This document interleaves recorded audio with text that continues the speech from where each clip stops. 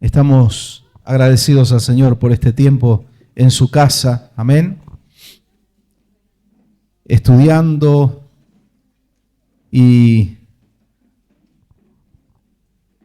grabando las palabras vivas de este libro que es la Biblia en nuestros corazones. Gracias al Señor por la revelación de su Espíritu Santo, amén. Estamos estudiando las 7 dispensaciones y estamos en la última, en la dispensación del reino, viendo las palabras proféticas, todo lo que está anunciado para los tiempos del fin, todo lo que viene anunciándose ya desde los profetas del Antiguo Pacto, del Antiguo Testamento, y luego lo que Dios le ha revelado a los hombres en el Nuevo Pacto, especialmente al apóstol Pablo, al apóstol Juan, allí en la isla de Patmos. Juan recibe el Apocalipsis estando encarcelado por causa de la predicación del Evangelio. Amén.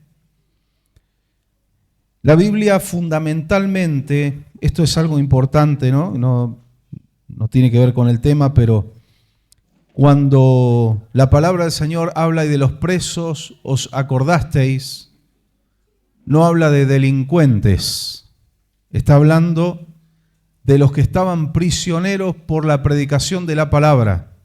Amén. Por supuesto que hay que predicarle el Evangelio a toda criatura, también a los que están presos por delinquir. Esto es una realidad. El Evangelio tiene que ser predicado a todos. Pero la Biblia fundamentalmente se refiere a aquellos que estaban prisioneros por la palabra y que aquellos que los asistían o los visitaban corrían riesgos también de quedar ellos presos por ser parte de este movimiento tan importante que era el camino de Jesús. Antes que nos llamen cristianos en Antioquía, por primera vez les llamaban los del camino. Amén. Y el apóstol Juan, cuando recibe la revelación de Apocalipsis, él está en la isla de Patmos, que era una cárcel de máxima seguridad, no era una isla paradisíaca del Caribe, no era un lugar vacacional, era un lugar lúgubre, un lugar terrible, donde también soportó muchas torturas y sobrevivió a muchas torturas porque era la voluntad de Dios que él pudiera llegar a viejo, ¿no? Voy a pedir por favor sujeten a los niños que estén todos quietitos, en silencio, vamos a prestar atención a la palabra. Todos queremos estar atentos. Estamos con los eventos finales y estábamos viendo el miércoles pasado que la venida del Señor es un evento en 2 etapas. Primero el arrebatamiento de la iglesia, luego se desatan los 7 años de tribulación y gran tribulación, y después de esos 7 años en los cuales gobierna el anticristo, después de esos 7 años, Cristo regresa, pero ya para establecer su reino milenial en la tierra. Veíamos el miércoles pasado que había sido anunciado por Jesús, fue anunciado por los ángeles también, cuando Jesús ascendía, y los ángeles aparecieron y le hablaron a sus discípulos y les dijeron, ¿por qué se quedan mirando así? Así como ven que se va, así va a regresar, en las nubes. Amén. El arrebatamiento va a ser un evento en las nubes, en el aire, donde Cristo no va a tocar la tierra y no será visto por el mundo. En la segunda etapa, todo ojo le verá. Amén. Bien. ¿Cuándo sucederá? Vimos por la palabra que no se puede saber el día y la hora, sí la cercanía por los eventos y por eso el Señor nos dejó profecías, para que conozcamos los tiempos, no el día exacto ni la hora exacta, pero sí los tiempos. Amén. Muchas evidencias de cómo iba a estar la sociedad, cómo iba a estar la iglesia cristiana, cuál iba a ser la condición espiritual de la iglesia cristiana en los tiempos previos al arrebatamiento de la iglesia, ¿no? Yo siempre escucho, y no es que esté en contra ni nada por el estilo, pero me gusta analizar junto con ustedes algunas cuestiones. Siempre escucho de un gran avivamiento antes que suceda el arrebatamiento de la iglesia. ¿Sí? Siempre he escuchado un gran avivamiento, una gran cosecha, y uno anhela que así sea, ¿no? Pero déjenme serles sinceros, no tengo ninguna base, un fundamento bíblico para eso. No hay ningún lugar. Los que leen la Biblia, mediten, revisen en sus mentes, en el cofre de sus corazones, si hay alguna evidencia bíblica de que esto vaya a suceder. No la hay. Sí, la palabra dice que se va a predicar el Evangelio en todo el mundo para testimonio a todas las naciones. Y yo el otro día, orando y leyendo la Biblia y meditando, decía, Señor, ¿un gran avivamiento o un gran enfriamiento?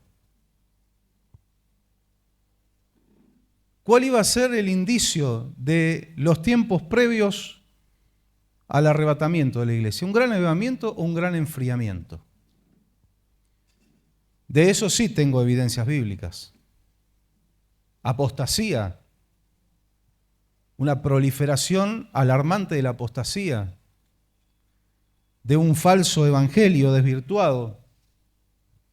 Y me paro sobre una pregunta que Jesucristo hizo justamente en una parábola que enseña que debemos orar sin cesar, el de la viuda y el juez injusto, la parábola de la viuda y el juez injusto. Y él hace una pregunta al final, que pareciera no tener ninguna correlación con lo que el contexto dice. Cuando venga el Hijo del Hombre, ¿hallará fe en la tierra? Y por supuesto que, repito para que nadie me malinterprete, uno anhela que haya un gran avivamiento, pero las evidencias bíblicas me hablan de una iglesia de la Odisea, una iglesia entibiada, una iglesia ayornada y cómoda, una iglesia basada en sus influencias humanas y su poder económico. Bueno, no es nuestro caso, gracias a Dios, no podemos basarnos en nuestro poder económico ni en influencias, así que nos tenemos que basar en el Señor.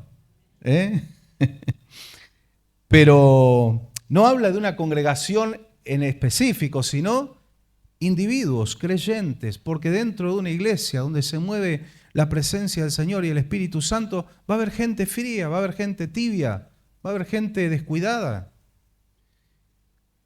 Esto es una realidad. En los 12 apóstoles que tenían al mejor maestro del universo y de toda la historia, que era Jesucristo, había un traidor. Y había otros que estaban discutiendo entre ellos momentos previos a la cruz, estaban discutiendo a ver quién era el más importante y quién se iba a sentar a la izquierda y a la derecha. No tenían en cuenta lo que estaba pasando su maestro, ellos estaban en sus cuestiones, ¿no? O sea que no habla de una denominación o una congregación en específico, sino de personas, cada uno de nosotros. Y la Biblia de lo que nos habla es de el carácter de los hombres en los postreros tiempos. Pablo se lo escribe a Timoteo, en los últimos tiempos, no solamente del mundo que está plagado de esto y que cada vez está peor la sociedad, sino dentro de la iglesia, porque dice, tendrán apariencia de piedad, pero con sus hechos negarán la eficacia de ella. Tendrán apariencia de piedad. Y al creyente que quiere mantenerse firme en la fe, le dice, no te metas con esa gente, aléjate de esa gente, porque te van a contaminar sus malos espíritus. Y uno puede decir, pero yo tengo la unción del santo, yo tengo la unción de Dios, yo los quiero ganar. El Espíritu Santo nos debe dar discernimiento para saber cuándo nosotros tenemos que hablar la palabra, predicar, y cuándo tenemos que alejarnos. Cuando Pablo le escribe a Timoteo, no le dice enfrenta las tentaciones, las pasiones juveniles, le dice huye de las pasiones juveniles. José huyó. Hay oportunidades donde el Señor dice no te quedes porque no los vas a ganar, te van a terminar arrastrando, entonces aléjate.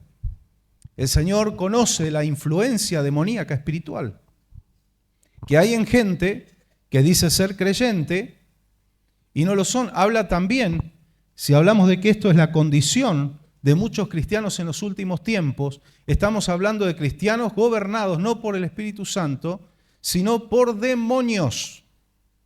Porque la palabra que usa Pablo cuando le escribe a Timoteo en el original griego, la palabra que utiliza para hablar de esos tiempos peligrosos, feroces, es un término que utiliza cuando habla del endemoniado gadareno. El mismo término se repite allí.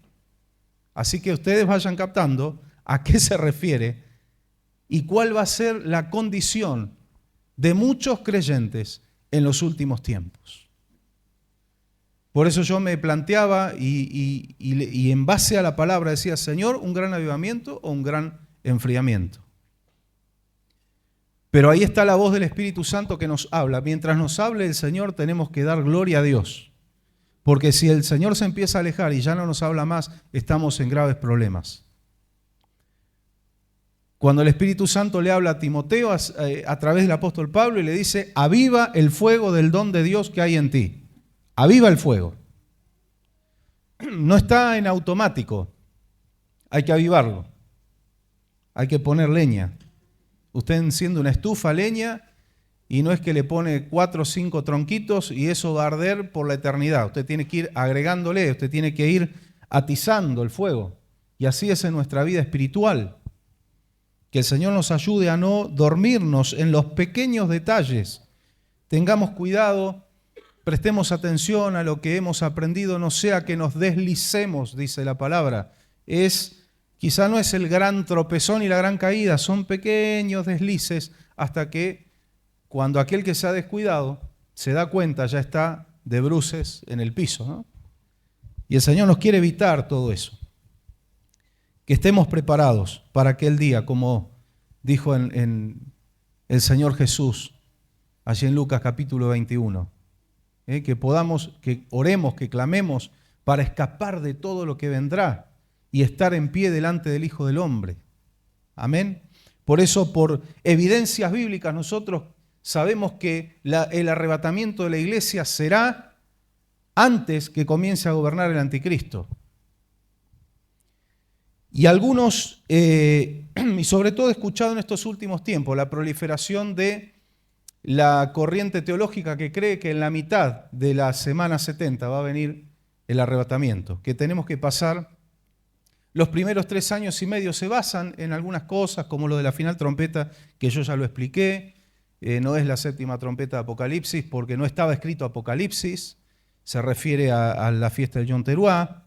Pero también hay un fundamento que ponen, y es, por ejemplo, Apocalipsis 12, que habla del pueblo de Dios, de Israel, porque va a haber trato con Israel en esos 7 años. La iglesia no está más, es el trato con Israel. Y dicen que la mujer que está parada sobre la luna, en Apocalipsis 12, es la iglesia. Se basan en eso, ¿sí? Y en otro detalle, que dicen que es verdad, no estamos puestos para ira, que la iglesia no va a pasar por la ira de Dios, pero lo que ellos afirman es que los primeros 3 años y medio no va a haber ira de Dios, es la ira de Satanás. Y en la segunda etapa, los segundos 3 años y medio, eso sí es la ira de Dios, por eso ahí sucede el arrebatamiento, en la mitad del gobierno del anticristo. Pero hay detalles importantes, que para que se manifieste el anticristo no tiene que estar la iglesia, no puede estar la iglesia. Cuando se levante el tercer templo en Israel, no puede estar el templo vivo. No pueden estar 2 templos a la vez en la tierra. Mientras estuvo el templo de Jerusalén, no estaba la iglesia. Cuando se establece la iglesia, a los pocos años es destruido el templo de Jerusalén. Cuando la iglesia se vaya, comenzará a funcionar el templo de Jerusalén nuevamente, la reedificación. Pero además hay un detalle importante en 1 Tesalonicenses 5:3. A ver si alguien lo puede leer.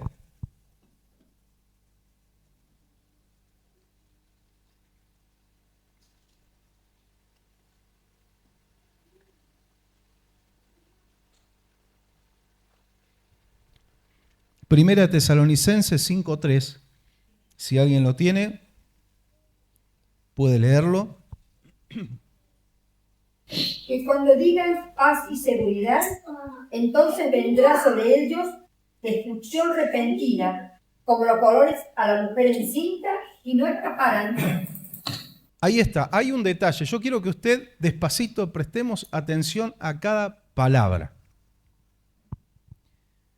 Cuando digan paz y seguridad, vendrá sobre ellos. Fíjense cómo separa. La Biblia habla, ellos, en cambio, nosotros no somos de las tinieblas. Toda esa separación, el Señor separa. El Señor no hace acepción de personas, pero sí acepción de actitudes y de corazones.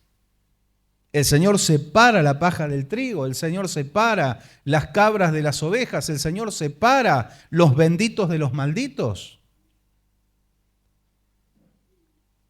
¿Cuándo van a decir paz y seguridad y se establecerá un pacto que frene todas las guerras y los problemas y las batallas que hay en el Medio Oriente con el pueblo de Dios, con Israel? Cuando empiece a gobernar el anticristo. Ahí nos establece un tiempo. Ese versículo nos está estableciendo un tiempo donde automáticamente empiezan los juicios de Dios.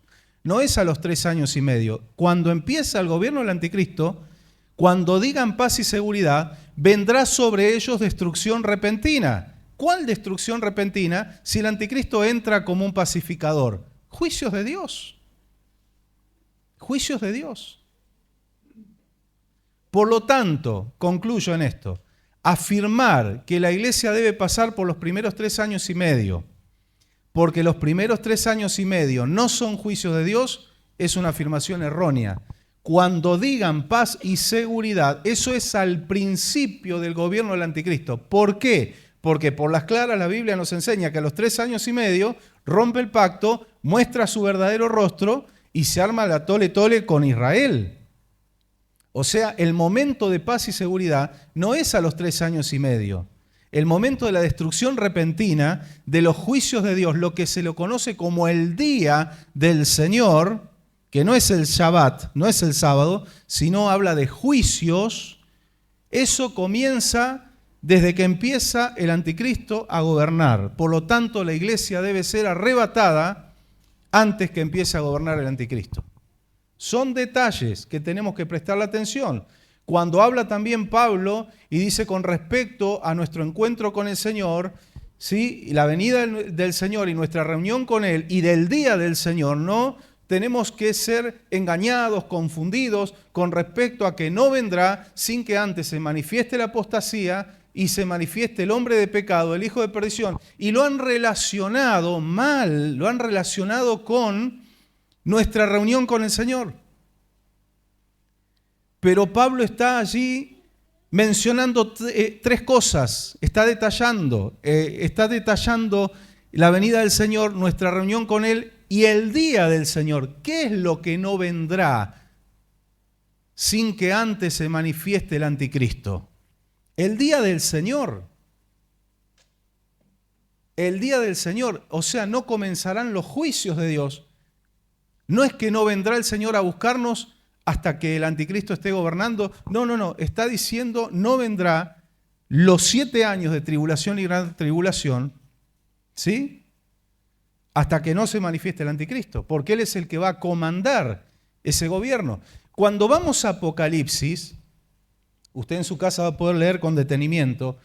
Observe los primeros 3 capítulos, allí tenemos la visión del Hijo del Hombre, lo vemos a Cristo con vestiduras sacerdotales, una visión maravillosa que Daniel la vio en el Antiguo Testamento, también lo vio con las vestimentas sacerdotales a Jesucristo. Luego comienzan las 7 cartas a las 7 iglesias de Asia Menor. Hay advertencias de Dios, los tiempos finales serán tiempos de mucha advertencia, por eso hay que advertir a la iglesia.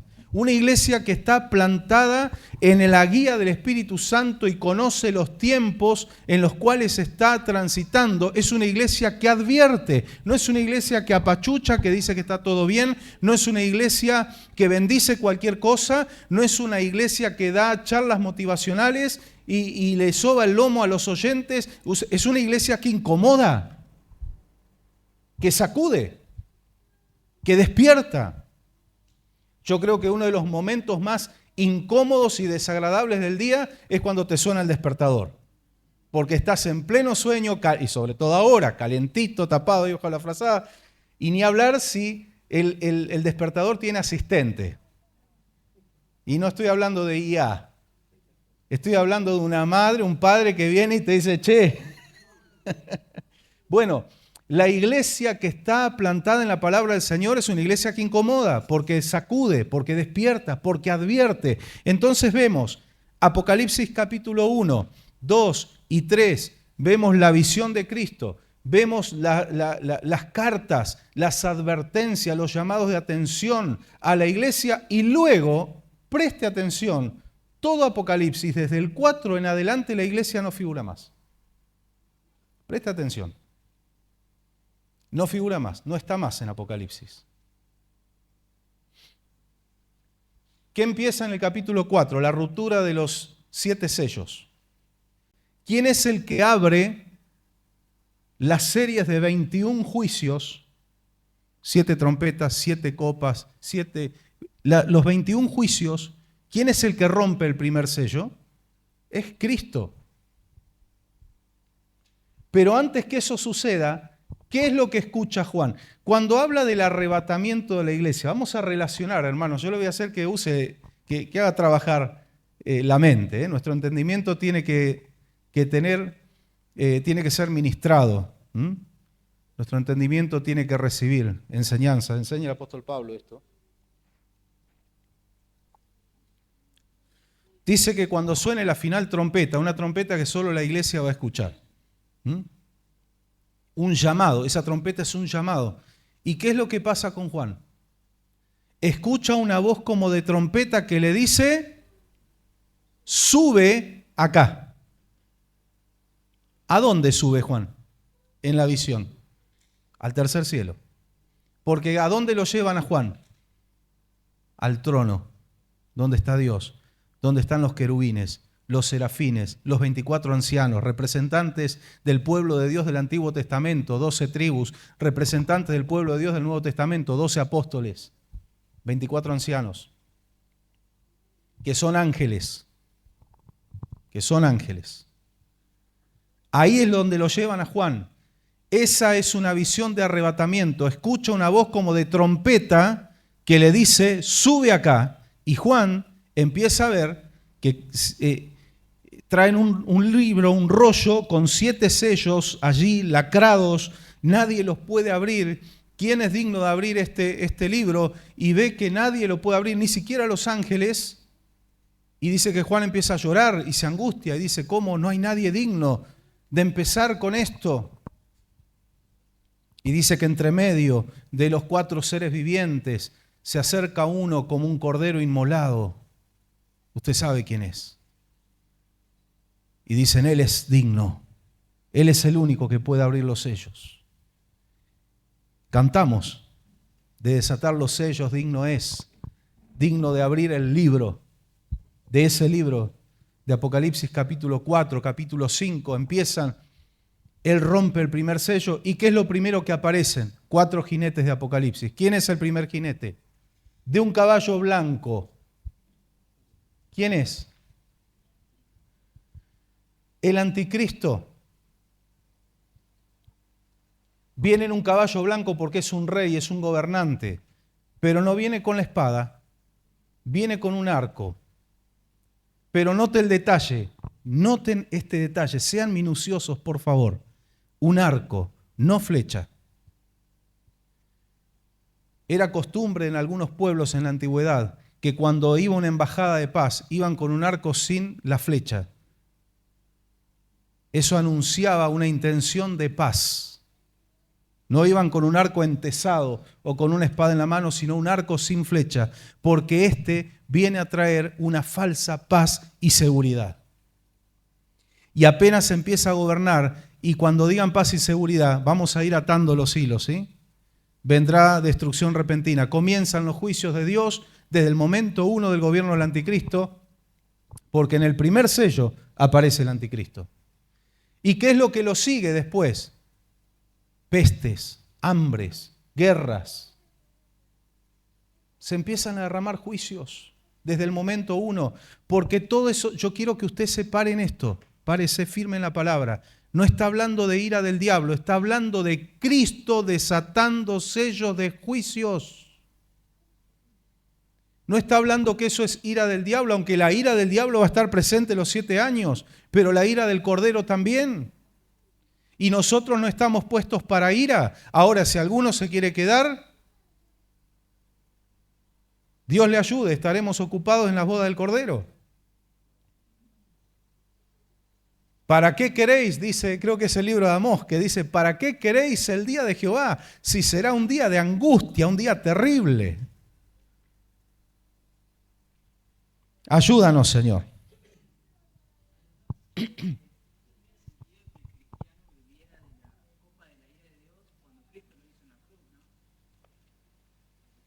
Claro.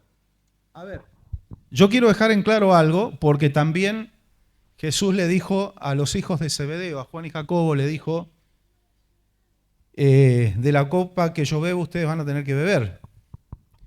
Pero no se refiere a ira de Dios, sino que esa era la copa de angustia, copa de persecución.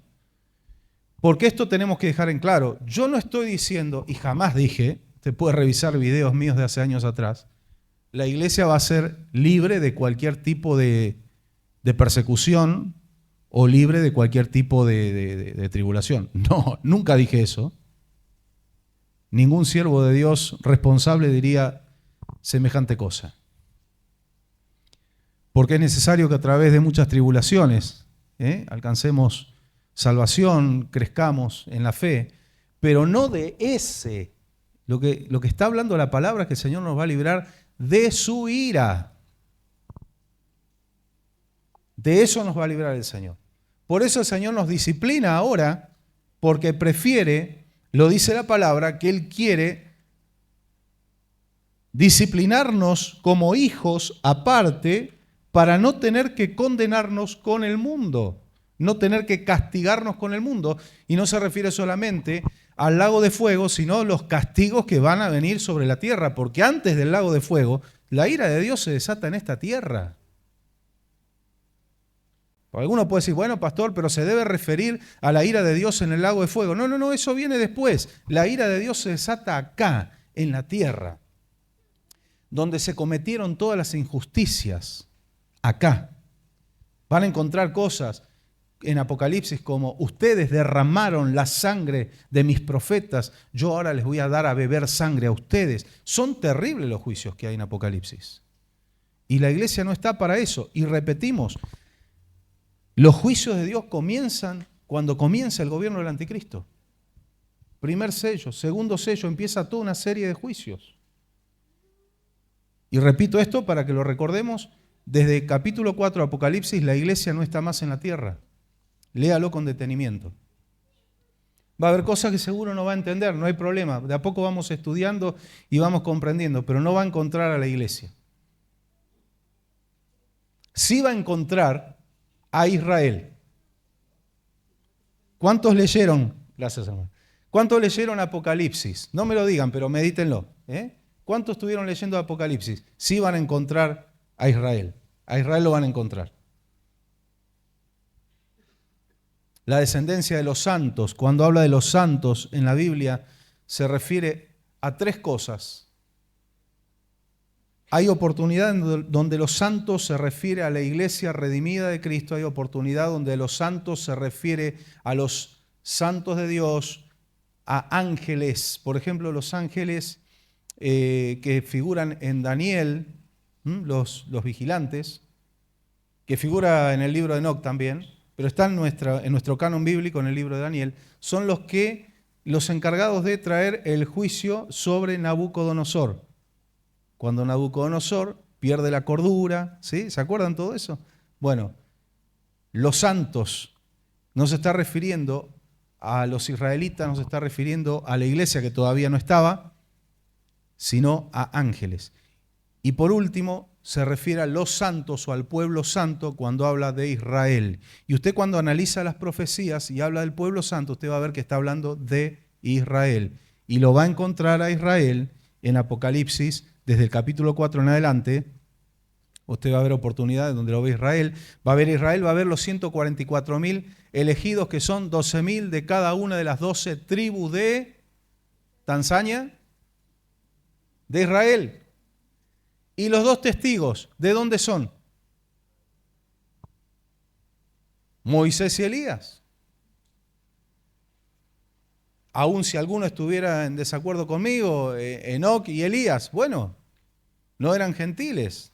Si bien Enoc es antes que exista el pueblo de Israel, porque es séptimo desde Adán, pero cuando vamos a la evidencia bíblica, los dos testigos son Moisés y Elías, de Israel. Gloria al Señor. Algo que sucederá. Igual yo ya les enseñé, no es para pelearnos con los que piensan distinto, porque no son doctrinas de demonios esas, no, son diferentes puntos de vista teológicos, nada más, porque ellos también enseñan que la iglesia tiene que estar preparada y tiene que buscar al Señor, tiene que afirmarse en Dios, así que no son peleas. Esas serían las discusiones necias, sin sentido, ¿no? Esa sería una discusión necia. Ahora, yo quiero que usted entienda algo, Iglesia de Cristo de la Respuesta. Nosotros le enseñamos desde aquí a no pelear y a entender, a comprender otras posturas teológicas, repito, no doctrinas heréticas, con las cuales somos intransigentes, pero otras visiones teológicas. Pero quiero que usted esté preparado y sepa que no todos nos van a entender a nosotros. Generalmente el que tiene otra postura a veces dice, estos no entienden nada, son los ignorantes. No se haga problema. El Señor lo que quiere es que nosotros actuemos bien y después el resto cada uno es responsable. Así que no siempre el que tiene otra visión teológica te va a entender a vos. ¿Sí? Eso se los digo para que estén preparados.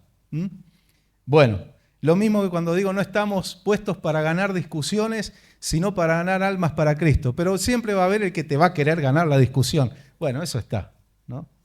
Tenemos que estar preparados para eso. Todo tiene que partir desde el amor, aun cuando defendemos ardientemente la sana doctrina, no es por odio, no tiene que ser por odio, sino desde el amor. ¿Por qué? Porque no queremos que engañen vidas, no queremos que se pierdan. Ese tiene que ser el impulso. No que me dé una bronca y lo quiero matar y ya le tengo odio. No, ahí el Señor dice, epa, yo ahí no estoy, porque la ira del hombre no obra la justicia de Dios. Es igual que la disciplina, no tiene que ser por odio a los hijos, es por amor, ¿sí? Aunque a veces airan a los padres, como nuestro papá Dios se aira también y se airó muchas veces con su pueblo, pero nunca aborreció, odió a sus hijos, ¿no? Bueno, todo lo que hagamos que sea desde la base del amor, téngalo en cuenta esto. Porque si no somos una lata que hace ruido. Dice que puedo tener todos los dones espirituales, si no tengo amor, soy un metal que retiñe, una lata. Puedo ganarle discusiones a los mormones, a los testigos de Jehová, a los Ali Krishna, y si no lo hago con amor, soy una lata haciendo ruido. Así que todo lo que defendemos la sana doctrina, peleamos para que nadie le dé comida envenenada a las almas. Esa es la cuestión, porque no queremos que maten espiritualmente a nadie, queremos que tengan buen alimento de la palabra del Señor. Así que estas cuestiones son diferentes puntos de vista teológicos. Hoy escuchaba de repente un predicador muy respetado, un buen siervo de Dios, de quien nunca voy a poder decir es un hereje ni nada por el estilo. Tiene otro punto de vista de los muertos en Cristo. Él dice que los muertos en Cristo son solo los de la era cristiana. Está bien, no hay problema. En todo caso, nuestra preocupación no es tanto con quiénes nos vamos a encontrar en las nubes, sino que estemos en las nubes cuando el Señor nos venga a buscar. Después veremos si está Abraham, Isaac, Jacob, o si están solo los Nuevos Testamentos. No importa. El tema es que nosotros estemos ahí. No gastar nuestras energías en discusiones que no llevan a nada, sino fortalecernos en el Señor, ser fieles, buscar el rostro del Señor. Y esas diferentes posturas doctrinales no hay ningún problema con eso. Como nuestro hermano que partió con el Señor ayer, Jimmy Swaggart, él decía que él creía que los dos testigos eran Enoc y Elías. Y entiendo, porque son los dos que no conocieron la muerte. No estoy de acuerdo y no me comparo con Jimmy Swaggart ni con nadie. Pero tengo mi propio criterio por lo que dice la palabra. Ya un día lo vamos a analizar nuevamente juntos, lo de los dos testigos. Pero mi respeto está intacto. Y bueno, nosotros, algunos yo sé que no lo conocían, a nosotros nos pegó, aunque ya tenía 90 años y sabíamos que en cualquier momento el Señor lo iba a llamar a su presencia, porque nos criamos, nosotros nos criamos en el Evangelio, principio de los años 80 y de ahí en adelante, escuchando sus prédicas que nos bendijeron tanto. Fue uno de los primeros teleevangelistas. Llegó a más de 10 millones de personas con el mensaje antes que exista el Internet. Y era el ministerio de Jimmy Swaggart, aunque tuvo su momento de caída, pero tuvo su momento de quebrantamiento y donde fue restaurado nuevamente, como lo fue David también. Era un ministerio que predicó siempre la palabra limpia, sin adulterar. Amén. Y bueno, no pudimos evitar alguna lágrima cuando estábamos haciendo el programa ayer y mi esposa me mostró la noticia, ¿no?, de que había partido con el Señor nuestro querido hermano Jimmy. Su iglesia quedó en pleno funcionamiento, tenía un grupo de trabajo maravilloso de años, gente que está de los principios, su hijo, sus nietos, todos sirviendo a Dios allí. Un ministerio hermoso. Y era de esos ministerios, perdóneme que haga un pequeño paréntesis, ¿no?, pero la Biblia dice: a quien merece honra, honra. De esos ministerios que recorrieron el mundo sembrando, y no solo sembrando el mensaje. Fue un ministerio que empezó muy desde abajo, donde el hermano Jimmy muchas veces contó sus inicios, donde hubo etapas de su vida donde no tenía $1 partido al medio y tuvo que lucharla y batallarla desde abajo. Después, hoy él, su familia estaban prosperados y yo aplaudo. Y cuando veo verdadera gente de Dios, que Dios los bendice, que el Señor los tape de bendición. Hay gente que habla por envidia, ¿no? Porque y los envidiosos que se arreglen con el Señor después, o con el diablo, no sé con quién se van a arreglar, pero me gozo de verlos bendecidos porque era un ministerio, y los yanquis, déjeme decirle algo, tanto que se ha hablado mal de los estadounidenses, nuestros hermanos en la fe, en su gran mayoría, los yanquis son de sembrar, y no solo de sembrar, sino de arremangarse. Hubo muchos ministerios aquí en Argentina, algunos que yo conocí, que vinieron grupos de hermanos de Estados Unidos con una ofrenda, una buena ofrenda en dólares, estaban construyendo sus templos. Yo digo: Señor, les vamos a pasar la dirección nuestra, a ver si... Pero no, fuera de broma. Venían y traían una ofrenda para la iglesia y encima los gringos se arremangaban y se ponían a laburar. Se ponían a laburar, a ayudar a los hermanos aquí en Argentina, en otros países de Latinoamérica. Y el ministerio de Jimmy Swaggart invirtió muchísimo, millones de dólares en África, en Latinoamérica. Por eso era muy conocido, no solo por la televisión. Vino varias veces a la Argentina, vino a Chile, vino a Perú, a Guatemala, recorrió toda Latinoamérica, predicando el Evangelio. Y venía a lugares donde no se podía solventar todo el movimiento del ministerio de él, y ellos venían y ponían dinero. quería decir que dos pastoras de papá, las primeras dos pastoras eran, una era norteamericana, de Nueva Jersey, que todavía está viva, Sí. y otra es de... La hermana que tiene 107 años. Margaret, que es de Canadá. Ellas fueron pastoras. Margaret Mitchell, que muchos la conocieron, ¿sí? ¿Te acordás? Sí. Margaret Mitchell, Donna Bennett, Donna Bennett. el marido de California, y a Jimmy Swaggart lo conocí en Mar del Plata. En Mar del Plata, sí. Justamente el otro día encontré un video de Jimmy Swaggart en Mar del Plata. Es verdad. Sorensen. Tenemos que hablar de hombres de Dios. Sí, fundador de toda esta misión. Es verdad. Tremendo. Y en África abrieron no solo iglesias, abrieron colegios, abrieron comedores, llevaban millones de Biblia. Incluso el Señor lo usó para predicar el Evangelio en Rusia comunista, en la Unión Soviética, donde Dios hizo milagros para que él pudiera predicar. Él lo ha contado, esos testimonios. Bueno, por eso era muy significativo.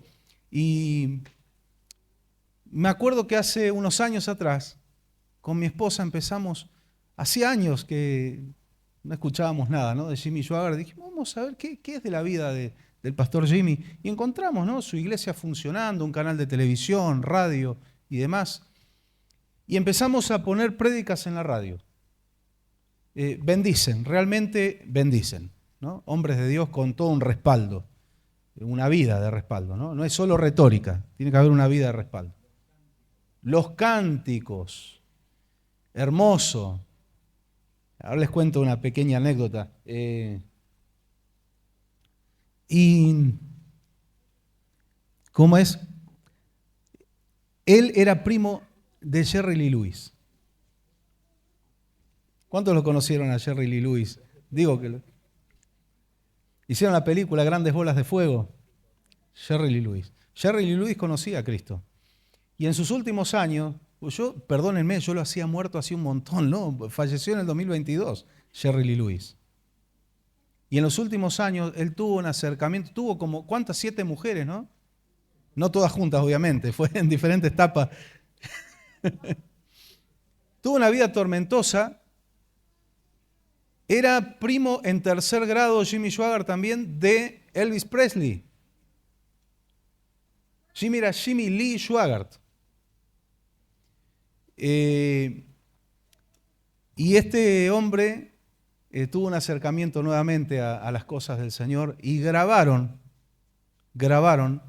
juntos, ya viejitos, Jimmy Swaggart con Jerry Lee Lewis, grabaron alabanzas al Señor. Como Elvis Presley, también creció en la iglesia cristiana. El mundo los arrastró, pero fueron gente que nunca renegaron de Cristo. No como Marilyn Monroe, que dijo, yo no necesito, le dijo a Billy Graham, yo no necesito a tu Jesús. Y a los pocos días murió. Diferentes actitudes, ¿no? Y fue Jerry Lee Lewis el que lo impulsó, hablando de que él también era músico, lo impulsó a Jimmy Swaggart a grabar su primer disco, porque a Jimmy Swaggart muchos le decían, ¿por qué no te metes en el ámbito de la música del rock secular? Estaba de moda, mirá a tu primo cómo están facturando, y él estaba en ese momento pasándola muy mal económicamente. Nunca accedió, pero sí una vez su primo le dijo, ¿por qué no grabas las alabanzas? ¿Por qué no grabas un disco? Y él dijo, no tengo dinero, ni siquiera tengo contactos, eso yo me encargo.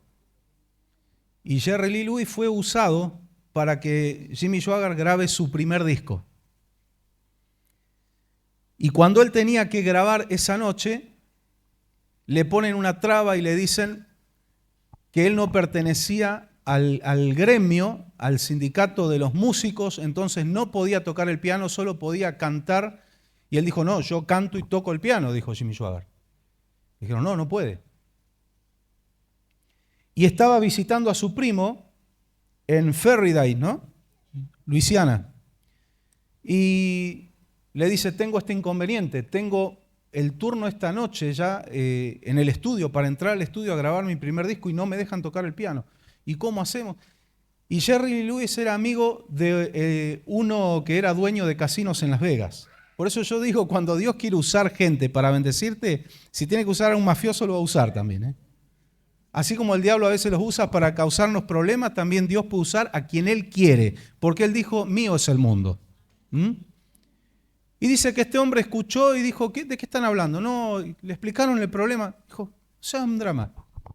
Espérenme un minuto. Agarró, levantó el teléfono, hizo unos llamados y a los 5 minutos colgó. Dijo, listo, esta noche puedes tocar el piano y puedes cantar. ¿Y cómo hiciste? Dice, les hice una oferta que no podían rechazar. ¿Lo dejás cantar y tocar? Esas son las ofertas que hacen ellos.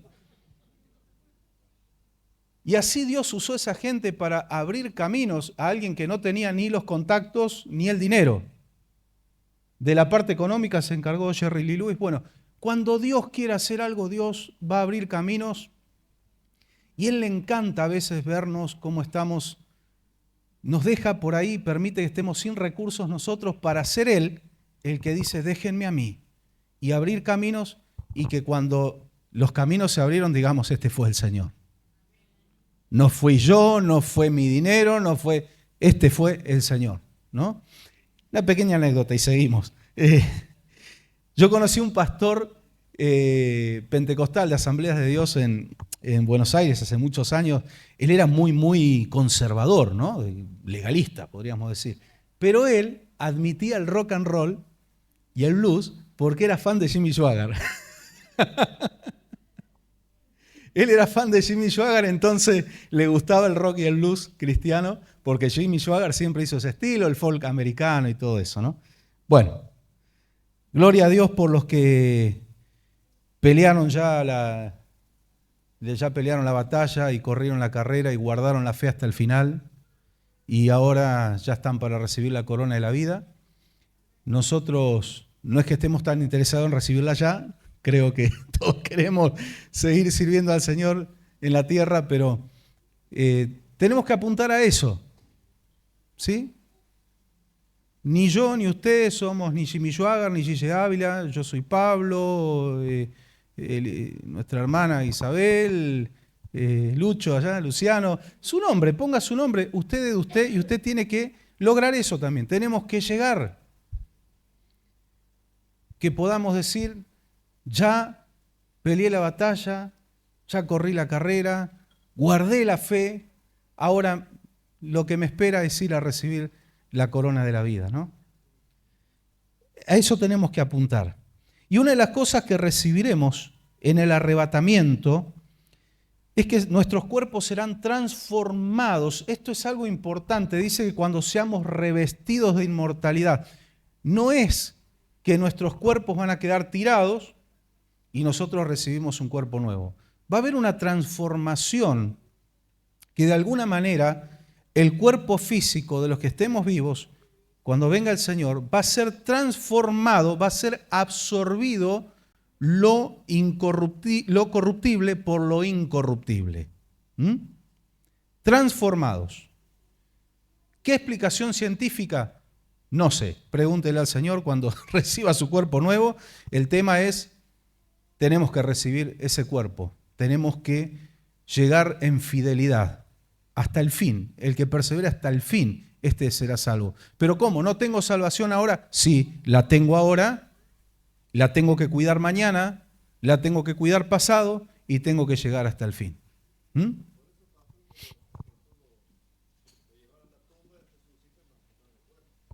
¿No? Exacto. Si no hubieran encontrado el cuerpo de Cristo y hubieran encontrado a Cristo con otro cuerpo caminando por ahí, de hecho, su rostro, su semblante, dice que cuando iba camino a Emaús, esos dos discípulos que iban charlando con él, no lo reconocieron porque él mudó su semblante. Eso es lo que dice. Es un cuerpo que puede comer, porque Jesús cuando aparece le dan pescado, pez asado. De hecho, una de las pescas milagrosas, no sé si ustedes prestaron atención, fue después de la resurrección. que ahí es donde se da el número 153, que cuando hacemos el estudio de gematría y vemos el valor de las letras del 153 en hebreo, él está diciendo con ese número yo soy Dios. Es el valor numérico de yo soy Dios. Él proclama ser Dios. ¿Por qué en la pesca milagrosa anterior dice que fueron muchos? No dice el número. Pero después de la resurrección da el número la Biblia. No es casualidad. Él proclama yo soy Dios. ¿Amén? No tenemos duda de ello. Entonces es un cuerpo que come. Él comió con sus discípulos. Pero es un cuerpo que no está limitado a tiempo y espacio como este cuerpo. Si mi hermano no me abre la puerta y yo voy, encaro la puerta, me la trago, me doy la ñata contra una forma de decir la ñata, ¿no? Bueno, contra la madera. ¿Por qué? Porque necesito... Sin embargo, Jesús, están los discípulos comiendo, está todo trabado porque tienen miedo que los vengan a buscar a ellos. Yo quiero que ustedes se pongan en lugar de los discípulos. Yo creo que estaríamos igual. No sé si nos estaríamos cavando un búnker o algo así para escondernos. Estaban encerrados y Jesús se aparece en medio de ellos y ¿qué le dice? En medio del espanto y del susto le dice, paz a vosotros. Shalom.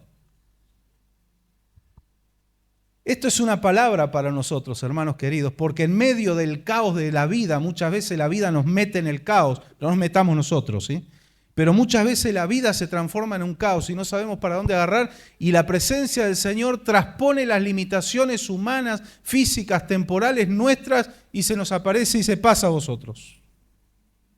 Pasa a vosotros. Y si lo recibimos y le permitimos, Él puede inundar nuestras vidas de paz. En medio del susto, en medio del temor, Él se aparece y dice paz a vosotros. En medio de la persecución, Él dice paz a vosotros. No tenía límites. Come con ellos y de repente desaparece de nuevo. Y Él puede aparecer en otro lado.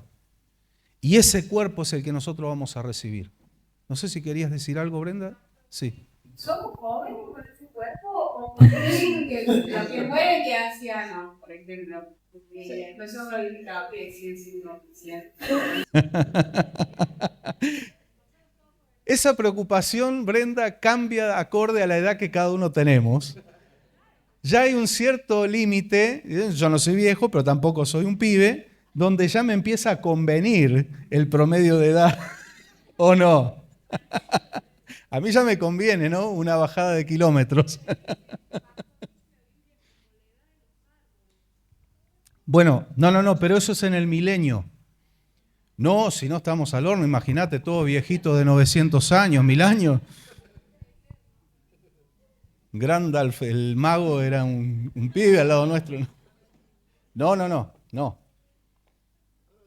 Yo escuché muchas hipótesis o teorías, qué sé yo. Algunos dicen vamos a tener un promedio de 20 años, otros dicen un promedio de 30 años. Puede ser, pero no, la vejez es producto de la muerte celular. La muerte es producto del pecado. Y como en el cielo no hay pecado y es una naturaleza incorruptible, yo no puedo afirmarte vamos a tener un promedio de 30, yo digo un promedio de 30 estaría joya. ¿O no? Sí. Pero no, viejos no. En eso... ¿Cuántos años tenés, Brenda? Claro, por eso te preocupa un poco, estás preguntando. Sí, Andrés. No, yo soy de Felipe, cuando lo bautizó, que fue arrebatado, transportado. Se fue todo. Claro. Pero fue por el Espíritu Santo, fue una obra. Acordate que tanto los ángeles y el Señor se mueven en todas las dimensiones, en la física, en la espiritual, pero no era la naturaleza de Él.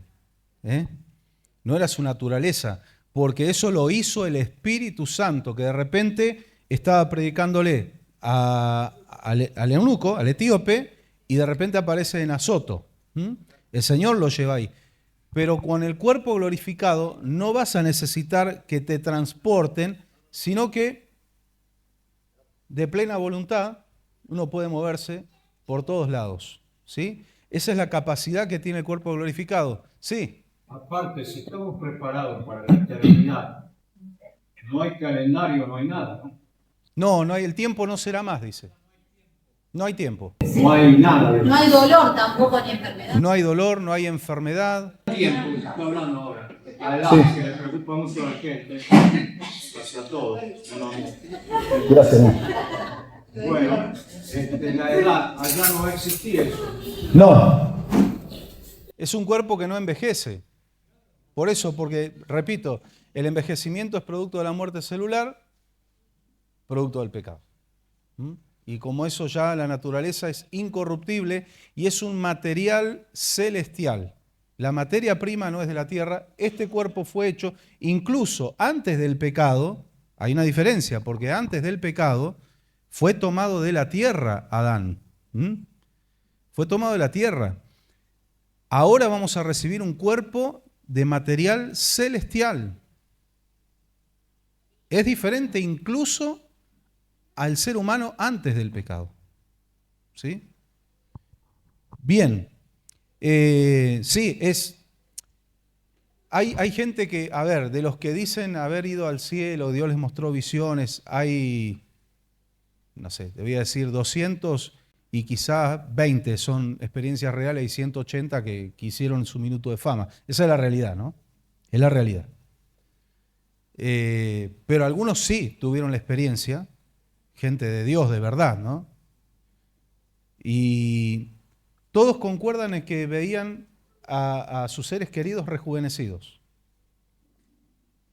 Lo veían rejuvenecidos. Ahora, ¿en qué se puede basar? Se me ocurre algo. A ver ustedes qué opinan. Los que dicen que más o menos 30 años, eso es una edad buena, la flor de la juventud, quizás se basan en que Jesucristo tenía 33 años y Él recibe ese cuerpo. Y algo que hemos también meditado aquí, ¿qué pasó con ese cuerpo que Jesús recibió? ¿Lo descartó ahora o lo mantiene? Para mí, Jesucristo sigue teniendo ese cuerpo glorificado. Por eso siempre en las visiones, presten atención a la terminología bíblica. Hay que entender la terminología bíblica. Vi a alguien como hijo de hombre. ¿Qué quiere decir esa expresión bíblica? Como hijo de hombre. Apariencia humana. Apariencia humana. ¿Qué edad? 33 años. Por eso yo creo que eso puede ser más acertado, ¿no? Por ese lado. Son estimaciones. Exacto, no lo dice la Biblia. Por eso son algunas hipótesis. La creación estaba a los tres, cuando dice hagamos. Claro. Está hablando en plural, ¿no? Sí. Bueno, no era uno solo. No. Ya estaba el Hijo, el Padre y el Espíritu. Siempre Él es el ser no creado. ¿Sí? Padre, Hijo, Espíritu Santo. No tienen inicio ni tienen final. Nosotros, la diferencia de la eternidad nuestra es que nosotros sí tuvimos inicio, mas no final. Ahora, Cristo tiene, de hecho, uno de los que tuvo la experiencia de poder ver el cielo, dice que la apariencia que vio de Jesús fue algo que él no había imaginado. Él imaginaba un ser normal, dice que lo veía musculoso, grande, una apariencia de fuerza, de poder, ¿no? en Jesucristo. Pero sí, me llama la atención cuando dice alguien como hijo de hombre, alguien con apariencia humana. De hecho está traducido así en algunas versiones. Eso te está diciendo que el que está viendo la visión está viendo al Padre, al Espíritu Santo, ve a los ángeles, pero ve a alguien que se diferencia de las otras dos partes de la Trinidad porque tiene un cuerpo. Y hay un misterio. Jesús también le dice al Padre, me reservaste cuerpo. Qué lindo, ¿no? Poder meditar en todas estas cosas, que volvemos a lo mismo, no son cosas para pelearnos ni con el que piensa diferente, pero es lindo meditar. ¿Por qué? Porque meditando estas cosas nosotros nos metemos y nos compenetramos en yo quiero llegar a eso, con la ayuda del Señor. Serle fiel al Señor hasta el final, porque ahí nos vamos a enterar todo. Ahí ya no va a haber ni dudas, ni teorías, ni hipótesis, ni nada. Todo estará cumplido. Por eso la fe y la esperanza es algo que se termina. Caduca. Cuando estemos con el Señor, caduca. Porque lo que hemos recibido, dice la palabra, ¿a qué esperarlo? 3 cosas son las más importantes en el camino nuestro. La fe, la esperanza y el amor. Pero el amor es eterno, la fe y la esperanza no. Amén. Porque la fe y la esperanza es necesaria para esta vida, nada más. No para la vida con el Señor. Donde ya no vamos a tener que esperar nada. Pero el amor permanecerá porque Dios es amor. María fue la madre, pero José fue el padrastro. Claro, sí. Exactamente. Es verdad. Es verdad. De hecho, entre los fariseos, los escribas, hablaban mal de la familia de Jesús, decían que había sido, María lo había engañado a José y que era hijo de adulterio y todo eso, ¿no? Todas esas cosas se hablaban entre los fariseos. Y algunos no, algunos creían, dice que según creían mucho era hijo de José. Por eso, bueno, ahí hay otro tema muy importante que lo hemos estudiado aquí. Jesús, para ser del linaje de David y ser el Mesías, tenía que ser hijo de David según la carne. Y según la carne, solo María es el vínculo humano. Pero cuando estudiamos la genealogía de Jesús, una traducción más correcta nos habla de que María, José, era el padre, se llamaba también el padre de María, igual que su esposo. Cuando dice, y José, quien fue esposo de María, está mal traducido. En los originales lo que dice es José, quien fue el padre de María. Y ahí hace la conexión, María viene del linaje de David también. Pero además en la ley de Dios decía que había que casarse con alguien de la misma tribu. ¿Se acuerdan de eso? Por lo tanto, José, que era de la tribu de David, no podía casarse con una mujer de la tribu, de la tribu de Judá, descendiente de David, no se podía casar con uno de la tribu de Dan, con una mujer de la tribu de Dan, por ejemplo, o de Leví. Tenía que ser la misma tribu. Así que Jesús sí era descendiente de David según la carne. Ahora, José se quiso borrar cuando María fue embarazada. Sí. Y eso demostró, pero eso demostró en José el buen corazón que él tenía. No es un acto de responsabilidad en lo absoluto, sino que fue un acto de amor, porque lo que tenía que hacer cualquier esposo al ver que su esposa lo había engañado era delatarla delante de las autoridades judías y apedrearla, matarla. La tenían que matar a María, porque ¿quién iba a entender que concebía por el Espíritu Santo, ¿no? Entonces José, para no difamarla, dice, para salvarle la vida a María, prefirió que su reputación quedara manchada. ¿Ustedes se dieron cuenta? Quedó como un irresponsable que se borró, pero él no quería que la maten o que hablen mal de María. Por eso también nos damos cuenta por qué el Señor eligió no solamente a María, sino a José como aquel que lo iba a criar al maestro. Tenía un corazón muy especial este hombre. Hablando de todos estos temas, ¿no? Del Apocalipsis y del reino milenial, esta doctrina, ¿no? Sí. Yo pienso y observo eso, ¿no? Que hay muchos creyentes que les cuesta creer. Sí. Porque sinceramente, obviamente no son cosas de lo cotidiano. No son temas de lo normal de nuestro mundo, vamos a decir. Exacto. No son cuestiones, pero todo por fe. Exacto, hay que ejercer fe y tener convicción. Orar para que los cristianos, todos los cristianos, podamos tener convicción. Convicción en nuestra fe, en la palabra del Señor y creer en la palabra. Porque una de las cosas justamente que nos llevan al cielo es creer. Exacto. Sin fe es imposible agradar a Dios. Es imposible. Las cosas que nos van a llevar a ver y a estar con el Señor es creer. Creer Sí. en su palabra. Y bueno, y a veces hay muchos que no creen. Muchos viven una vida cristiana. Más débiles, ¿no? Y que no creen y que, bueno, realmente puedan tener un encuentro con Dios. Amén. Y esto a nivel general, mundial, ¿no? Hablando de los cristianos en todo el mundo. Sí. Hay creyentes que reciben solamente el Evangelio para que Dios puede bendecirme, Dios puede sanarme en el mejor de los casos, Dios puede... Y ahí quedó la fe. Ya esto es, para muchos les suena como, sí, como una fábula, ¿no? Y es peligroso eso. Pablo dijo que son los más dignos de lástima, ¿no? Para el que espera en Dios solo para esta vida y no tiene visión de lo que viene, porque si no tenemos fe en lo que viene, ¿para qué queremos vida eterna? Y sin vida eterna, ¿qué sentido tiene esto? Sin vida eterna esto es una religión más. Le estamos sacando el alma, el espíritu, ¿no? Si Cristo no resucitó, vana es nuestra fe. Entonces todo esto, de hecho el escritor a los hebreos, el tema de las profecías de los tiempos finales y demás, lo pone en el listado de los rudimentos del Evangelio. O sea, es básico. Esto que hoy muchos lo ven como es doctrina profunda, no, esto es ABC del cristianismo. ABC. Es básico. Y de hecho, por estas enseñanzas, y yo tuve la experiencia, por ejemplo, en Canals, provincia de Córdoba, cuando empecé a predicar del Apocalipsis y todo esto, que hubo gente que llegó al Señor por este mensaje. Por algunos piensan, no, ¿quién se va a salvar cuando le predicás del infierno, del cielo, del reino milenial y del arrebatamiento y de cosas que son difíciles de comprender humanamente? No, hay gente que es tocada por el Espíritu Santo cuando escucha. Esto también es evangelístico. Esto también. Y yo tuve la experiencia de chicos jóvenes que vinieron quebrantados al Señor por estas palabras, por estas enseñanzas. Así que el Espíritu Santo hace como quiere.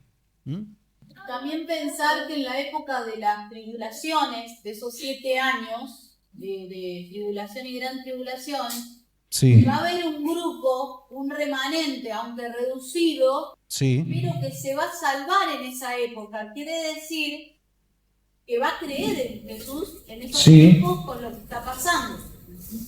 Exacto. Va a tener el valor también para poder elegir por Cristo y rechazar al anticristo. Sí. Para ser salvo.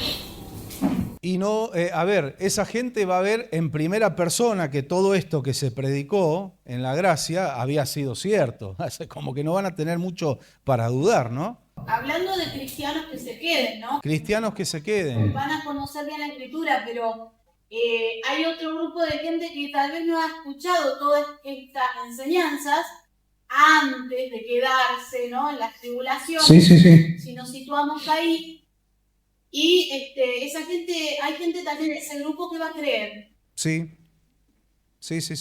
Porque habla en Apocalipsis, vi las almas de los decapitados, los que no se habían dejado poner la marca, no habían aceptado la marca. Eso está en Apocalipsis 20, cuando ya viene el reino milenial. O sea, va a haber un grupo, pero nosotros no tenemos que esperar a eso. Porque algunos de los que digan, bueno, yo espero, tengo esa última chance, se van a quedar, porque si no tienen ahora la valentía de seguir a Cristo, la fe no es para cobardes, si no tienen ahora la valentía de seguir a Cristo, muy difícil va a ser esa época. Escuché un predicador el otro día una frase que es terrible, que decía, los que no nacieron de nuevo, decía, los que no nacieron de nuevo, cuando todo esto se cumpla, van a desear no haber nacido nunca. ¿Lo escuchaste? Y es una verdad. Los que no nacieron de nuevo, cuando todo esto se empieza a cumplir, van a desear no haber nacido nunca. Por eso hoy es el día aceptable, hoy es el día de abrir el corazón a Cristo, el día de salvación. Primera de Corintios, capítulo 15, vamos a leer unos versículos claves allí. Le recomiendo lea todo este pasaje que está buenísimo, que habla de los cuerpos celestiales, de los cuerpos terrenales. Hay misterios revelados que muchas cosas que Dios no le reveló a los que Jesús no le reveló a los que caminaron con él. A Juan, a Pedro, a Santiago, se las reveló a Pablo, que vino después. Ya Cristo había ascendido. Y eso a nosotros nos tiene que dar una esperanza gloriosa. Nosotros que vinimos más o menos 2000 años después, todavía Dios tiene cosas para revelarnos. ¿Cuántos dicen amén? Todavía Dios, los que están mirando ahí por YouTube, todavía Dios tiene cosas para revelarte. Pero tenemos que estar atentos como aquel que estaba tirado, imposibilitado en la puerta del templo, esa puerta llamada la Hermosa, que cuando pasaron Pedro y Juan y les pidió una limosna y ellos le dijeron: no tenemos plata ni oro, pero lo que tenemos en el nombre de Jesús te damos. Pero ellos le dijeron: míranos, míranos. Y dice que este hombre estuvo atento y recibió el milagro. En el nombre de Jesús, levántate y anda. No era una limosna, era un cambio de estatus, era un cambio de vida. La iglesia no está para dar limosnas, está para cambiar vidas. Amén. Limosnas puede dar el mundo, hasta los impíos dan limosna.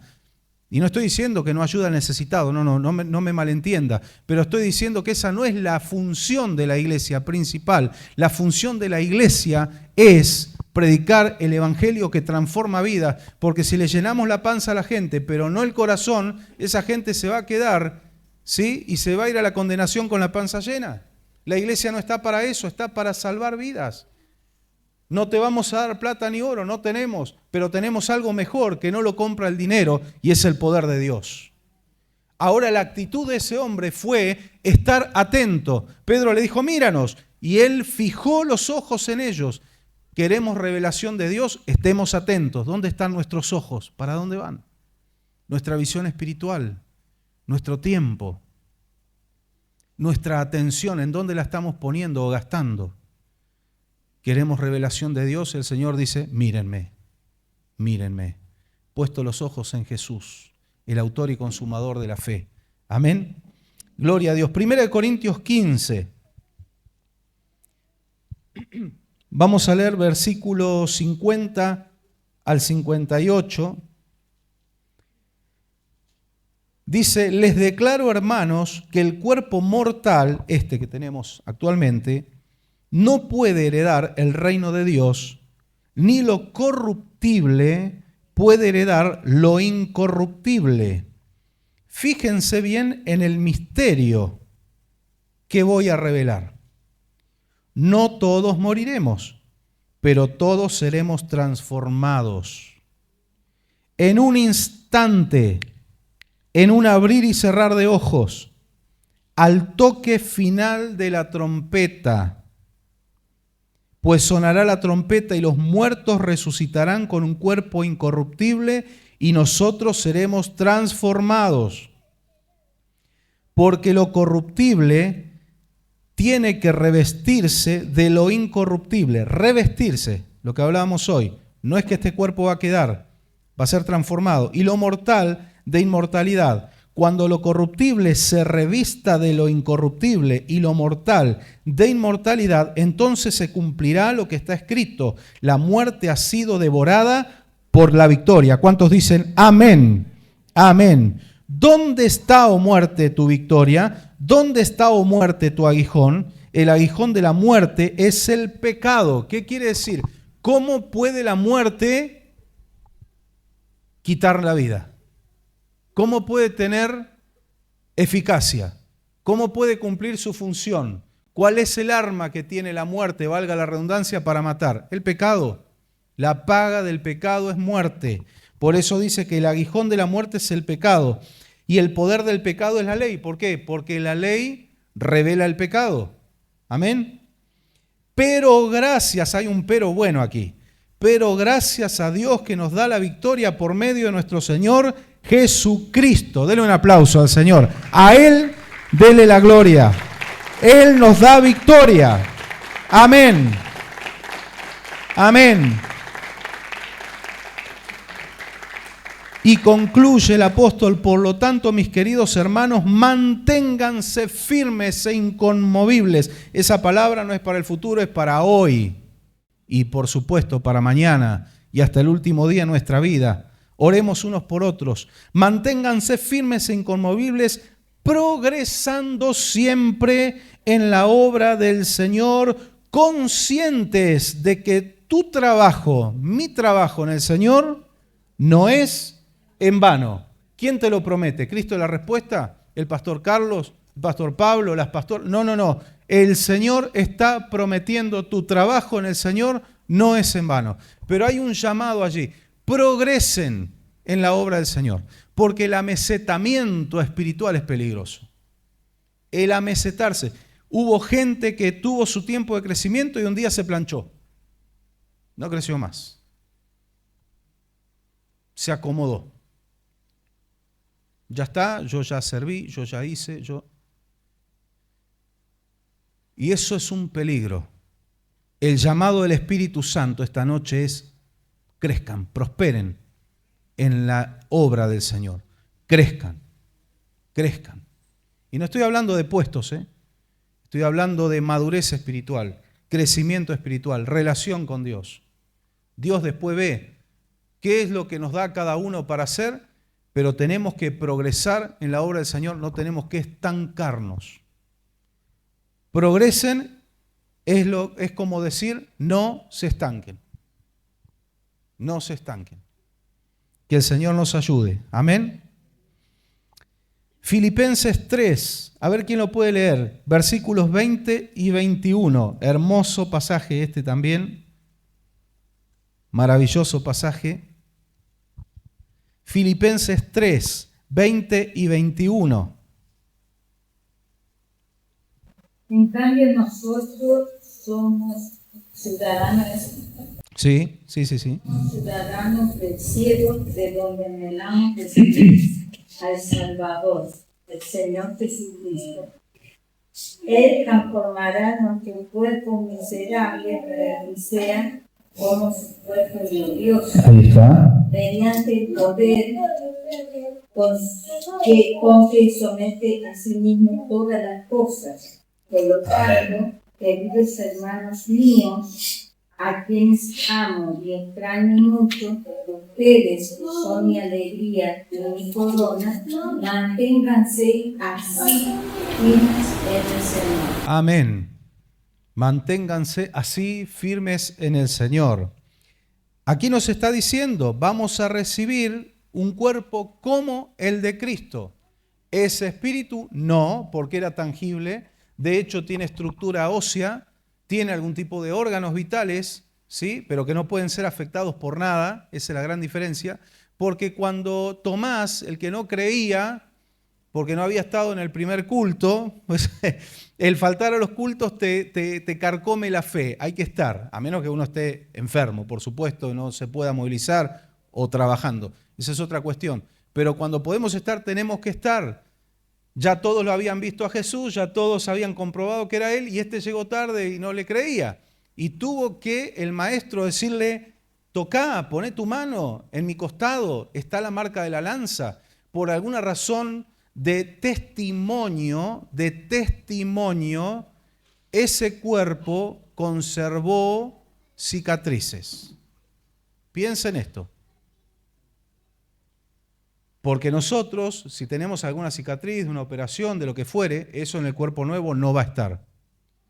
Pero el cuerpo glorificado de Jesús, por testimonio, conservó cicatrices. Mira mis manos, mira mi costado. Entonces ahí reconoció. ¿Pero qué le dijo Jesús? Porque un espíritu no tiene carne ni huesos como veis que yo tengo. Es un cuerpo hecho y derecho. Todas las ventajas de un cuerpo físico, tangible, y ninguna desventaja, y todas las ventajas de un espíritu y ninguna desventaja. Si yo a un espíritu le quiero estrechar la mano, no pasa nada. A un cuerpo, yo a mis hermanos, a ustedes, les puedo saludar, darles un abrazo, bendecirlos. ¿Por qué? Tenemos contacto, somos tangibles. Por eso dice, si no amo a mi hermano que lo veo, que lo puedo tocar, menos voy a amar a Dios. Es una mentira que yo solo amo a Dios. Mentira, no te querés ni vos. No. Entonces tiene todas esas ventajas. ¿De dónde viene eso? Del cielo, de donde esperamos a nuestro Salvador, porque nuestra ciudadanía está en los cielos. Ese es nuestro destino final, no es una tumba. Es el cielo, es vida eterna. Momentáneamente el Señor nos hizo nacer en esta tierra bendita en Argentina. Yo bendigo mi país, amo mi país, con todos los problemas que pueda tener. pero es temporal. Es temporal.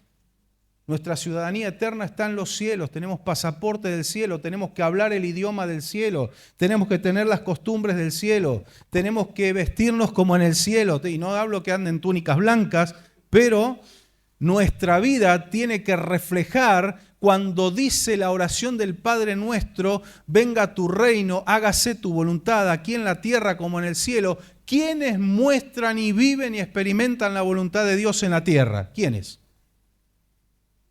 Nosotros. Nosotros.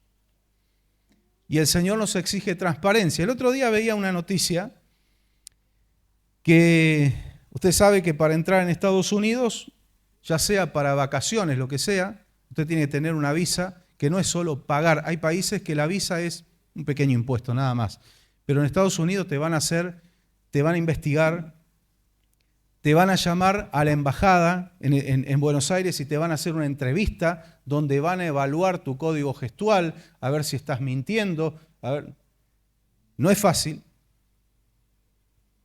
pero veía de un requisito que ahora se exige, por el cual, aún teniendo visa, te la pueden dar de baja. Tus redes sociales tienen que tener perfil abierto. No podés tener perfil restringido, porque ellos quieren investigar si vos tenés un pensamiento pro-Palestina, pro-iraní, pro-Islam, quiénes tenés de amigo, si tenés gente peligrosa de amigo. Ellos quieren que seas transparente, porque por más que cumplas con todos los demás requisitos, si no, no entrás a Estados Unidos. Y si una nación de la tierra, una gran nación poderosa pero imperfecta, como todas las naciones, exige transparencia en aquellos que pretenden entrar a su territorio, aunque sea, escuche bien, si usted está yendo de viaje a otro país y su avión tiene que hacer escala en Estados Unidos, usted solo pisa el aeropuerto y no conoce nada, solo toca un aeropuerto, tiene que tener una visa especial para hacer escala. Mira el nivel de exigencia. Tiene diferentes niveles de visas. Hay visas de trabajo, hay visas de estudio, hay visas de turista y hay una visa que es para escala. Si ellos son tan exigentes, si vos querés, aunque sea tocar su territorio, ¿cómo podemos pensar que para llegar al cielo podemos tener una vida libertina? Un viva la pepa, total la gracia lo cubre todo, total ya Cristo hizo todo en la cruz y yo no tengo que hacer más nada. ¿Cómo podemos pensar que puede ser tan liviano lo que estamos pidiendo? Si Eliseo le dijo a Elías: quiero una doble porción de tu espíritu, era para algo aquí en la tierra, su ministerio terrenal. Y Elías le dijo: cosa difícil has pedido. No es así nomás que lo vas a tener. No es solo hacer una oración, es vivir, es anhelar, es tener un corazón limpio. Pero hay un requisito: si estás conmigo, lealtad, compañía, puede ser que lo recibas. Y Eliseo se mantuvo ahí firme, fue la sombra de Elías. Y estamos diciéndole, Señor, lo que Jesús dijo en Lucas 21, oren para estar en pie delante del Cordero, ¿no? Señor, yo quiero estar ahí en el tribunal tuyo y quiero estar en las bodas del Cordero. ¿Qué nos puede decir el Señor? Cosa difícil has pedido, pero si permaneces firme al lado mío y sigues mis pisadas, entonces lo vas a obtener. Si no, no. Elías le dijo así a Eliseo: si no, no. ¿Qué le parece a usted? Medite sobre esto. El Señor nos dice: si caminas conmigo, ¿por qué? Mire, aquí hay los precursores del arrebatamiento y la muestra de lo que es el arrebatamiento fue el caso de Enoc y posteriormente el caso de Elías. Dos únicos casos en toda la historia de la humanidad. Eso es como un adelanto de lo que va a ser el arrebatamiento. ¿Por qué Enoc fue arrebatado? Porque caminó con Dios. Caminó con Dios. Entonces todo esto que estamos estudiando está disponible para nosotros, pero el Señor dice, no es cosa fácil. Yo en la cruz hice lo que tenía que hacer, ya tienen el camino abierto. Lo que ustedes no podían hacer lo hice yo, pero lo que ustedes pueden hacer lo tienen que hacer. Caminen conmigo. si estás al lado mío cuando venga ese torbellino. Si estás al lado mío, sí. Si no, no. Tenemos que caminar pegaditos al Señor, tomados de la mano del Señor. Ciudadanos del cielo. Veremos a Jesús cara a cara, face to face, ya no por los ojos de la fe, sino que lo veremos literalmente, como Él nos ve a nosotros. 1 Corintios 13:12, a ver quién lo puede leer. Ya vamos terminando. Qué lindo este tema está. Hay muchas cosas para hablar de esto, ¿no? Qué interesante. 1 Corintios 13:12. El que lo tenga lo puede leer con toda libertad. Saludaos unos a otros con ósculo santo. 1 Corintios con beso santo, quiere decir eso, ¿no? 1 Corintios 13:12. Capítulo 13, versículo 12. Ahora vemos por espejo oscuramente, mas entonces veremos cara a cara. Ahora conozco en parte, pero entonces conoceré cómo fui conocido. Amén. Qué hermosa revelación. ¿Por qué como por espejo? Hoy vemos en un espejo, en un cristal, vemos tal cual nuestra imagen, a menos que el vidrio esté distorsionado, pero habla y pone el ejemplo del espejo, porque los espejos de la época bíblica eran de metal bruñido. Usted se mira en una bandeja de acero inoxidable y va a ver que su imagen está distorsionada, no es clara. Usted ve como un espectro allí, pero no es clara la imagen. Por eso dice, ahora vemos como por espejo. Eran generalmente de bronce bruñido. Acuérdense que la fuente de bronce del tabernáculo se hizo con los espejos de las mujeres. Y de eso nos habla también del espejo de la palabra, porque eso simbolizaba la palabra, ¿no? La fuente, el lavacro. El lavacro. Vamos a ver al Señor cara a cara. Ahora vemos de manera indirecta y velada, dice esta versión, como en un espejo. Pero entonces veremos cara a cara. Ahora conozco de manera imperfecta, pero entonces conoceré tal y como soy conocido. Y por último, 1 de Juan 3, versículos 2 y 3. Primera carta de Juan, capítulo 3, el que lo quiera leer, versículos 2 y 3.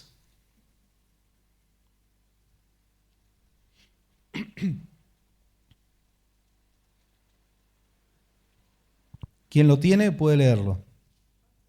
Primera de Juan 3, versículos 2 y 3. Queridos hermanos, ahora somos hijos de Dios, pero todavía no se han manifestado lo que acabamos de ser. Sabemos, sin embargo, que cuando Cristo venga, seremos semejantes a Él, porque lo veremos tal como Él es. ¿Y el versículo 3? Todo el que tiene esta esperanza en Cristo se edifica a sí mismo, así como Él es puro. Amén. Todo el que tiene, ¿por qué? ¿Vieron lo que decíamos recién? El que no cree en estas cosas, el creyente que le cuesta creer en esto, difícilmente se ve inspirado a vivir en santidad, porque todo, lo que recién escuchábamos, todo el que tiene esta esperanza, que un día va a ver a Cristo cara a cara, ¿de qué esperanza habla? Lo que decía anteriormente, de que veremos a Cristo cara a cara, se purifica a sí mismo. O sea, busca agradar a Dios, busca la santidad, busca despegarse del pecado. Amén. Bien, este es el primer gran evento que estamos esperando, el ser arrebatados por Jesús en forma repentina y secreta, como dice la expresión bíblica, como ladrón en la noche. Mientras nosotros estemos en el cielo con Jesús, aquí en la tierra comenzarán a transcurrir los 7 años de tribulación y gran tribulación. Vamos el próximo miércoles, con la ayuda del Señor, a desarrollar esto. Esto yo sabía que iba a dar para largo, y eso que hay muchos detalles más todavía por tocar, ¿no? Pero es un tema apasionante, y que nos tiene que llevar a santificarnos cada vez más como el Señor nos hablaba hace algunos días en Apocalipsis 22, el que es impuro y quiere seguir siendo impuro, que siga impuro todavía, sea impuro todavía, pero el que es santo, santifíquese más todavía. Tiempos de decisión, de determinación. Le invito a estar de pie, hermanos amados. Gracias al Señor por este hermoso tiempo con su bendita palabra. Señor, te adoramos. Gracias por mis hermanos, mis hermanas que en este día, sin importarles el frío, el clima, con este interés y este hambre, este anhelo de tu palabra y de tu presencia, vinieron a tu casa a adorarte, a bendecirte, a escuchar tu palabra. Que lleven de aquí tu bendición, Señor. Se lleven una bendición especial para su espíritu, para su alma, pero también en sus cuerpos, en la salud, en su economía, Señor. Porque mientras estemos pisando esta tierra y en esta naturaleza corruptible, en estos cuerpos corruptibles, necesitaremos tus milagros, necesitaremos tu toque de sanidad, necesitaremos tu provisión, Señor. Y tu palabra dice que tú sabes que tenemos necesidad de todas estas cosas. Por eso las dejamos a tus pies, Señor, y te pedimos que tú te glorifiques en este pueblo, en nuestras vidas, en los que nos están mirando, los que nos están escuchando, que hasta allí llegue tu presencia, el toque de tu mano poderosa, el toque de sanidad. Tú eres un Dios de milagros. Tú envías tu palabra y nos sanas, Señor. Y yo sé que hasta el último momento que la iglesia esté, que estemos aquí en la tierra, hemos de ver tus milagros, hemos de ver tus prodigios, tus señales, tus maravillas, tu Espíritu Santo manifestándose y moviéndose, Señor. Lo creemos, tenemos esta fe, esta confianza. Señor, adoramos tu nombre y te agradecemos por toda la revelación de tu palabra, todo el alimento, Señor, tan abundante que tú nos das en estos tiempos, donde así como aumenta el conocimiento científico, el desarrollo de las tecnologías, también tu palabra declara que el conocimiento de tu palabra, el conocimiento profético también iba a crecer. Y no queremos perdernos tu mover, Señor. Ayúdanos a permanecer, Señor, fervorosos en la fe, fervientes, a avivar el fuego que tú has puesto en nuestros altares, en nuestros corazones. No queremos caer, Señor, en aquel espíritu de la iglesia de la Odisea, una iglesia que no se había llegado a enfriar, pero que estaba tibia en la fe, reticente, indolente. Señor, nunca perdamos la sensibilidad a la voz de tu Espíritu. Aquellos que la han perdido, oramos por ellos, Señor. Oramos por la obra de tu Espíritu Santo, en los que se han entibiado, en los que se han enfriado. Señor, oramos por la obra de tu Espíritu. Trata con las vidas. Ese anhelo que tienes en tu corazón y lo has transmitido al nuestro, Señor. No queremos que nadie se pierda, sino que todos podamos alcanzar salvación. Oramos unos por otros. Señor, yo necesito la oración de mis hermanos, necesitamos nosotros y oramos por nuestros hermanos. Sosténnos con tus brazos fuertes. No nos dejes caer en tentación, Señor. Líbranos del mal, como dice aquella oración tan hermosa que tú enseñaste, Jesús. Ayúdanos a estar atentos con nuestra mirada puesta en las cosas de arriba, como Pablo le decía a los colosenses, buscando las cosas de arriba, porque las de esta tierra son temporales. Aunque haya muchas cosas buenas, pero son perecederas, mas las de arriba son eternas. En el nombre de Jesús, tú puedas ser siempre el que esté sentado en el trono de nuestra vida, el primero, el más importante. Porque queremos alcanzar esto, un día verte cara a cara, Señor, conocerte como tú nos conoces, poder disfrutar de tu compañía, el premio más grande de la eternidad, la estrella resplandeciente de la mañana, ese eres tú. Ayúdanos a caminar como peregrinos y extranjeros en esta tierra. Señor, en comunión contigo, como Eliseo con Elías, pegados, ir a donde tú vayas y donde tú nos lleves, Señor. Ayúdanos a cada uno de nosotros, desde el más pequeño, el más joven hasta el más grande. Ayúdanos. No podemos solos, lo reconocemos. pero tu Espíritu Santo nos sostiene. Tu Espíritu Santo nos ayuda, nos auxilia. Te damos gloria y honra, Señor. Adoramos tu nombre en esta noche, en el nombre glorioso y por los méritos de Jesús. Amén. Amén. Gloria a Dios. Dale un fuerte aplauso a nuestro Dios. Exaltamos tu nombre, Señor. Ayúdanos, Señor amado. Sí, Señor. Toda la gloria es para ti. Toda la gloria es para ti, Señor amado. Recibe la honra, Señor, la alabanza y la adoración. En el nombre de Jesús. Gracias, Señor.